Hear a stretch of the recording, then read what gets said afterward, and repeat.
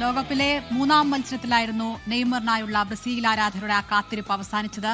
ഇന്ന് രാവിലെ പകരക്കാരനായിരുന്നു നെയ്മർ എത്തിയതും പന്ത് തട്ടിയതും.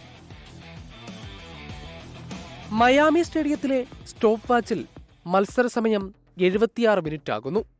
സൈഡ് ലൈനിൽ ഒരാൾ പ്രത്യക്ഷപ്പെട്ടു. സ്റ്റേഡിയം ഒന്നാകെ ആർത്തിരമ്പി. അസിസ്റ്റന്റ് റഫറിയുടെ സബ്സ്റ്റിറ്റ്യൂഷൻ ബോർഡിൽ ആ നമ്പർ തെളിഞ്ഞു.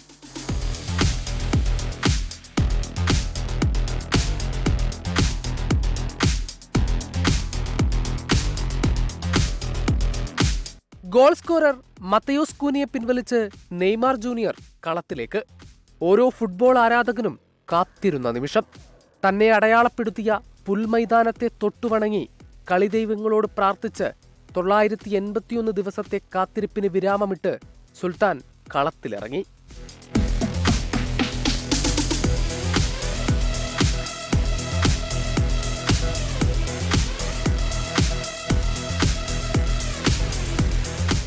ഇനിയൊരു വേൾഡ് കപ്പിനില്ലെന്നുള്ള ഉറച്ച ബോധ്യം മടങ്ങിവരവിന് ഇരട്ടി മധുരം നൽകുന്നു. ഈ വിശ്വവേദിയിൽ സാമ്പാ നൃത്തമാടാനുള്ള കൊതി അത്രമേൽ ഉള്ളിലുണ്ടായിരുന്നു. അതുകൊണ്ട് തന്നെയാകും ആ കണ്ണുകൾ നിറഞ്ഞൊഴുകിയത്.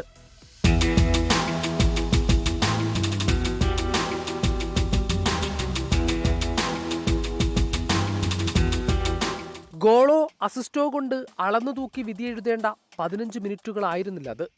അതുകൊണ്ട് ആ കണക്കുകൾ വിടാം. കാനറികളുടെ 6ാം ലോകകപ്പ് എന്ന ലക്ഷ്യത്തിലേക്ക് ഒരായുധം കൂട്ടിച്ചേർക്കപ്പെട്ടിരിക്കുന്നു. അധികമാർക്കുമില്ലാത്ത അമൂല്യമായ ആയുധം. ഒരിക്കൽ കൂടി നന്ദി പറയാം പരിശീലകൻ കാർലോസ് അഞ്ചലോട്ടിക്ക്. പരുക്ക് വേട്ടയാടുമ്പോഴും നെയ്മാറിൽ അർപ്പിച്ച വിശ്വാസത്തിന്. World cup desk 24.